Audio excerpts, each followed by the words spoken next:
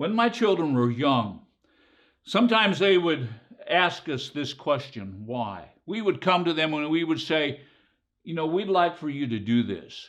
And they would say, why? Now, parents need to be very discerning. You need to know, did that why come from a rebellious attitude? Or did that why come from a need to know something? All of us as believers, we need to know the why that we're here on earth. Why are we here? Well, generally, the church is still on the earth for the reason of changing the earth, of changing people's lives. You see, we are here to propagate and to bring forth the kingdom of God into the lives of other people. And so we as believers, we need to constantly get into our minds and constantly be focusing on our purpose in being here.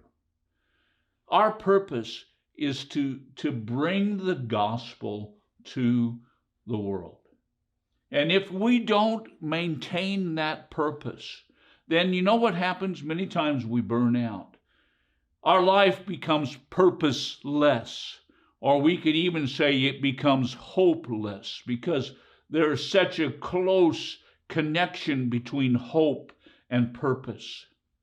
And so we as believers, we need to maintain the purpose of God in our lives. I remember several months ago, I was laying on a bed in the pre-op area of the hospital, getting ready. They were preparing me for an operation. And I was laying there and I was thinking, why? Why am I going through this operation?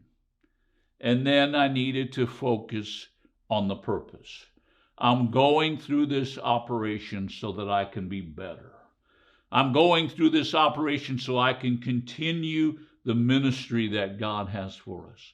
And you see, all of us have times where we ask this question, why? And I don't believe that God gets upset, because basically what we're doing is we're saying, God, I need to know the purpose that you placed me here on the earth. Now, in general, our purpose is to propagate the kingdom of God. But then we need to know why and what we do in propagating the kingdom of God. Now, in the book of Jeremiah, the first chapter, verse number 5, it says, before I formed you in the womb, I knew you. And before you were born, I consecrated you and have appointed you a prophet to the nations. Now, what I want us to see here is that God had a why for Jeremiah. He had a purpose for Jeremiah before he was even born. And we need to focus on the purpose that God has given us.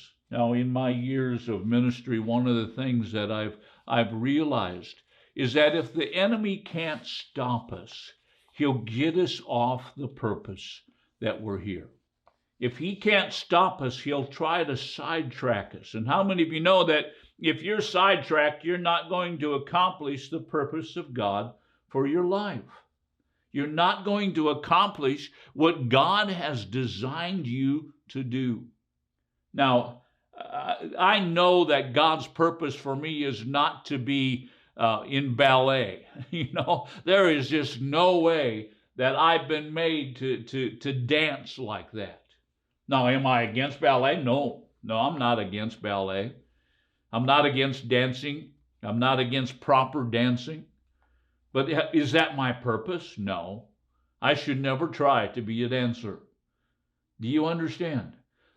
God created me for a purpose.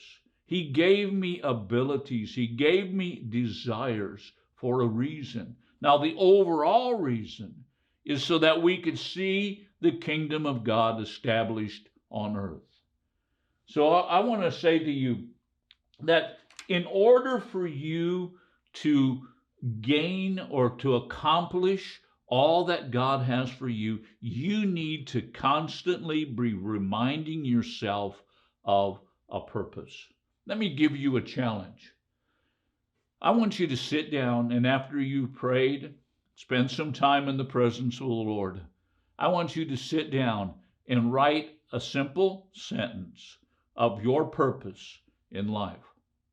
And then put that sentence, put that paper in a place where you can constantly go back to it and look at it and say, this is my God-given purpose. Now you say, well, Leon, what's your God-given purpose? My purpose is to teach others to thrive. That's the reason why we have Thrive Ministries International, which is the ministry that you're watching. Our purpose is to teach. And you see, you need to maintain your purpose just as much as I need to maintain my purpose. I need to make sure that I've not been sidetracked into accomplishing something else. You know, there's probably millions of different purposes in the kingdom of God. But you know what? I'm not called to do those millions of purposes. I'm called to do one purpose. Just like Jeremiah was called to fulfill a purpose. That purpose was to be a prophet to the nation of Israel. Just like he was called for one purpose, so are you called for one purpose. So I challenge you as we bring this video to a close, I challenge you, ask yourself and ask God.